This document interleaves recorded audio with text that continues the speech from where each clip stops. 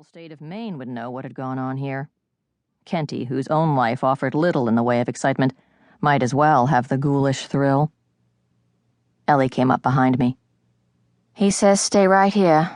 Don't do anything or touch anything," she said, and I heard the irony in her voice, mingled with grief over Faye Anne. "You mean we're not supposed to barge in, put our handprints into all that... Or make footprints," Ellie agreed. Bob sometimes tended to state the obvious. "Poor Faye Anne. We should have done more."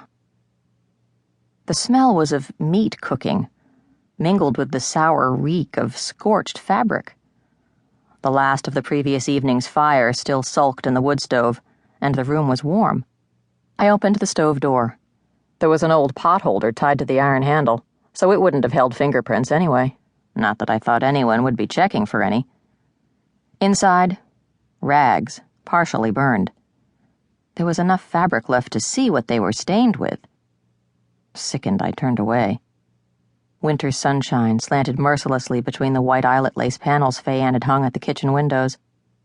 Or they'd been white when she hung them there. A few small clay pots of herbs stood on the windowsill, cuttings, I supposed, out of Faye Anne's herb collection, from her homemade greenhouse.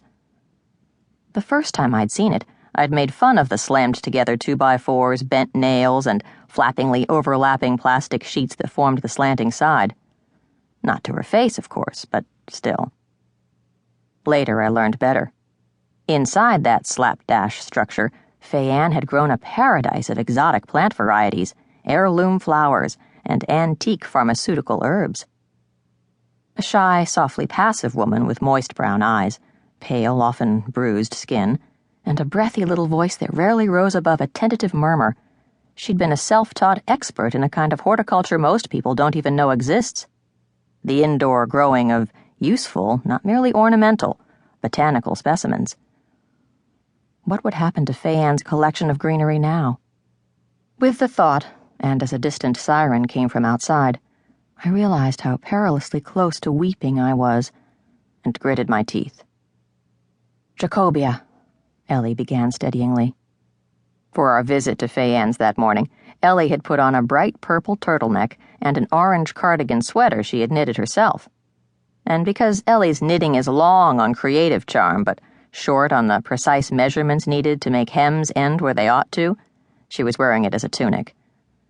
With it, she had on magenta-ribbed leggings, thick wool socks, and hiking boots tied with green and purple plaid laces. A yellow ribbon of some sparkly, gauzy stuff held back her red hair. All of which should have made her look like an explosion at the thrift store's used clothing bin.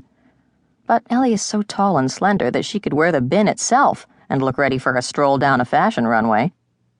Now her pale green eyes assessed me gravely through her new glasses, their lenses magnifying the tiny flecks of amber in her eye color. "How are they?" I asked irrelevantly. The glasses, I meant. Anything to stop looking at what was all over the walls and floor, to stop conjuring with such hideous precision, complete with sound effects, of where it had come from, and how. Ellie touched the frames, heavy tortoiseshell that set off her hair. Below them, the freckles across her nose were like a sprinkling of gold dust. "All right, I guess. I'm still getting used to them." Ellie was so far-sighted that she could spot the nostril in a sparrow's beak at 200 yards, but without her glasses, anything much nearer was just a blob to her. "What I want to know is how You," she would have finished. Ellie had been my friend since nearly the moment I'd arrived in Eastport 4 years earlier. But just then we heard it, through the howl of Bob Arnold's approaching squad car siren. The sound, like a muffled half-sob, of a person waking in pain. The heap of quilts on the daybed shifted and sat up.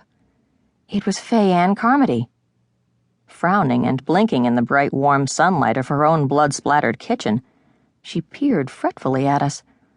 Her eyes seemed to focus partway. An uncertain smile twitched her slackened mouth. "Oh," she breathed, swaying a little. Then the quilt fell, exposing the apron she wore, a bibbed canvas butcher's apron, and her hands encased in yellow rubber gloves.